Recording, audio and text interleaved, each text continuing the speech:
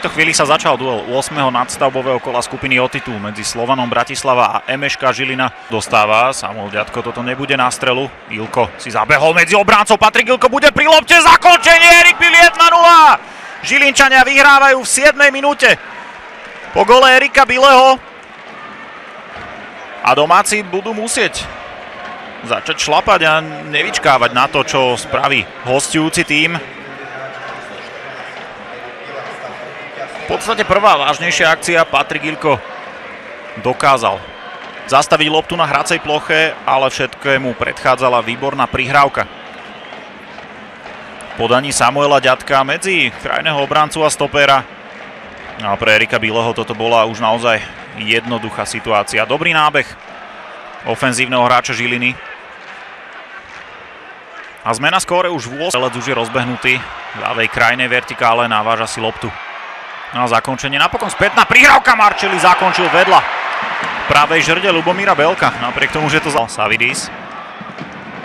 Stále Kyriakos Savidis. Videl v nábehu Paušeka, bol tam aj Blackman. Pozor ešte na Barsegiana, ktorý môže zakončiť. Tyčka, Belko. A je to gól. Cezar Blackman vyrovnáva v 25. minúte na 1-1. Kuriózna situácia. Ľubomír Belko dostal loptu do protipohybu.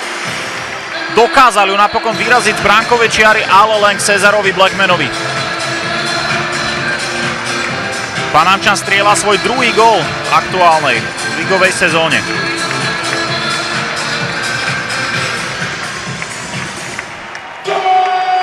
No, 25. minúta, videli sme 2 góly po jednom na každej strane. Myslím, že ani jeden z fanúšikov na tehelnom poli neľutuje, že sa dnes vybral na futbal a to ide. K lopte sa dostali Žilinčania. V momente, keď David Strelec stále leží na hracej ploche, ide dopredu Erik Bill a do tandemu mu beží Dominik Javorček.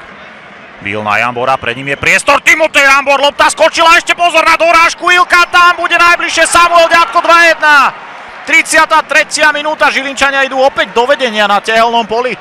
Tentokrát strelcom Samuel Ďatko, ktorý bol na začiatku aj tej prvej gólovej akcie, nemá síce asistenciu, pretože vysúval prihrávajúceho Patrika Ilka, ale všetko si vynahradil v tomto momente, keď sa dostal k odrazenej lopte a upratal ju do prázdnej brány. Samuel Ďatko strelcom žilinského gólu a je to vôbec jeho prvý presný zásah v žlto-zelenom po zimnom príchode zo Železiarny Podbrezová.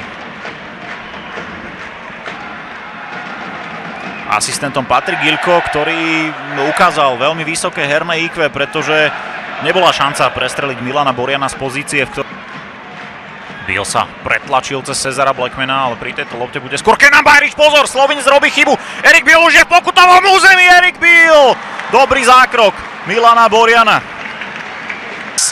Pre Milana Boriana, ktorý je síce zahnaný do rohu. Tam ho zatvára okrem Gidio aj Mario Sauer. Tigran Barsegian to spravil výborne. Stále Tigran Barsegian, spätná prihrávka. Belko vypichol pasná Milana Strelového vhadzovania. James Džengue už ale loptu do hry nepošle, pretože Martin Dohal ukončil prvé dejstvo zápasu medzi Slovanom Bratislava a MŠK Žilina. Domáci prehrávajú 1-2. Majú aj druhý polčas v nezmenenej zostave.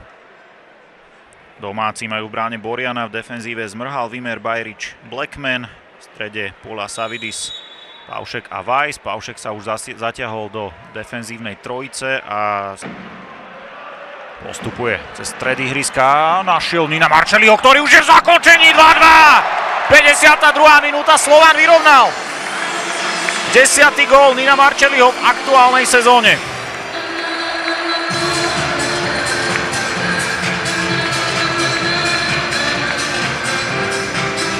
O titule je síce rozhodnuté od 5. nadstavbového kola, ale boj o kráľa strelcov je stále otvorený.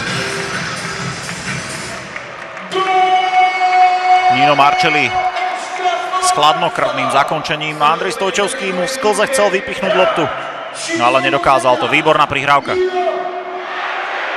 Podaní kapitána Slovana Bratislava a gólová asistencia, samozrejme, na vrub.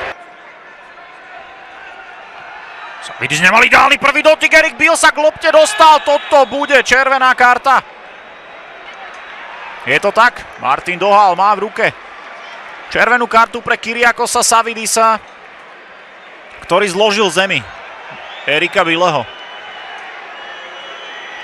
Podľa všetkého to bolo ešte pred pokutovým územím, takže Žilina bude mať k dispozícii v úvod pripravení hneď traja exekútory. Jambor, napokon Javorček a skvelý Milan Borian. Tak dvojitý trest na teraz neprichádza.